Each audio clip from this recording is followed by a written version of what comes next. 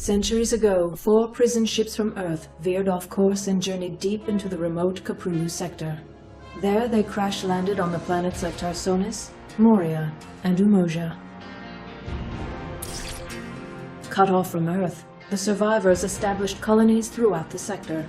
The largest, Tarsonis, was founded by a powerful yet increasingly oppressive government called the Confederacy. Spurred by the terrible acts of this government, Arcturus Mengsk formed the Sons of Korhal. This rebel army fought to overthrow the Confederacy and liberate the Caprulu sector. Even as Mengsk and his resistance fighters fought to overthrow the corrupt Confederacy, a much greater threat confronted the Terrans. Without warning, massive alien warships appeared and surrounded the Confederate planet of Chowsara.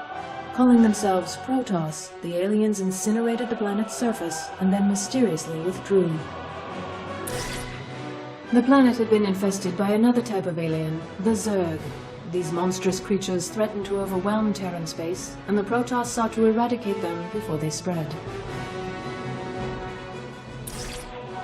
The Zerg had already reached the neighboring planet, Marsara, and Marshal Jim Raynor fought to save the terrified colonists as the Confederate government abandoned them to the alien menace. The Sons of Korhal intervened, saving thousands of lives from the rampaging Zerg and enigmatic Protoss. Disgusted by the Confederacy, Raynor joined the rebels and met Sarah Kerrigan. Kerrigan was a former Confederate ghost operative, and she shared Raynor's desire for a liberated Caprulu sector. They grew close as the battle with the Confederacy escalated. But Mengsk went too far in his hatred and ambition. He ordered devices placed on the Confederate capital world of Tarsonis to lure the Zerg and annihilate the population. The Protoss, led by Executor Tassadar, decided to help the Terrans defeat the Zerg instead of purging the planet of life. Mengsk sent Kerrigan to stop Tassadar's interference. With Kerrigan battling the Protoss, the Zerg overwhelmed Tarsonis and decimated the population.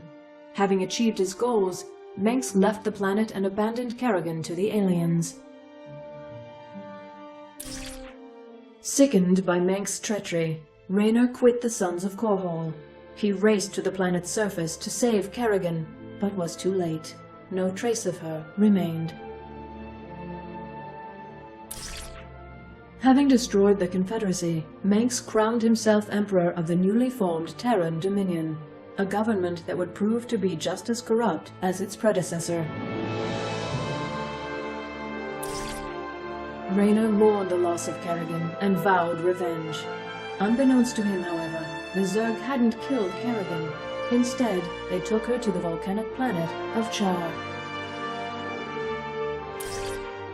On Char, Kerrigan was transformed to the alien Queen of Blades. She became a being of immense psionic power, loyal to the Overmind, ruler of the Zerg swarm. Separate from Tassadar's forces, another Protoss faction emerged from the shadows. Zeratul and his Dark Templar sought to end the Zerg expansion through stealth and the power of the Void.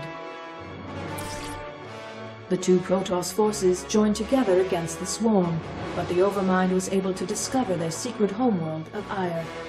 The Zerg quickly invaded, and the Overmind embedded itself in the planet's surface.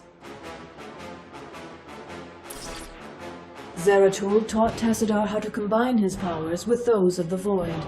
Tassadar fused those energies into his ship and crashed it into the gargantuan Overmind, destroying it utterly. Despite Tassadar's sacrifice, the Protoss on Aya were forced to seek refuge on the Dark Templar homeworld of Shakuras. With the Overmind destroyed, Kerrigan assumed control of the Zerg. Raynor began a resistance movement against the oppressive Dominion. In retaliation, Mengsk deployed his greatest weapon, propaganda, to marginalize Raynor's efforts and paint him as a terrorist. It is now 4 years later. Kerrigan and the Zerg have remained ominously silent. Meanwhile, the Dominion has grown in power and extended its influence throughout the Capuna sector. Raynor and his forces, plagued by low morale and lack of resources, continue their struggle against the Dominion. Victory against Mengsk, however, seems more distant than ever.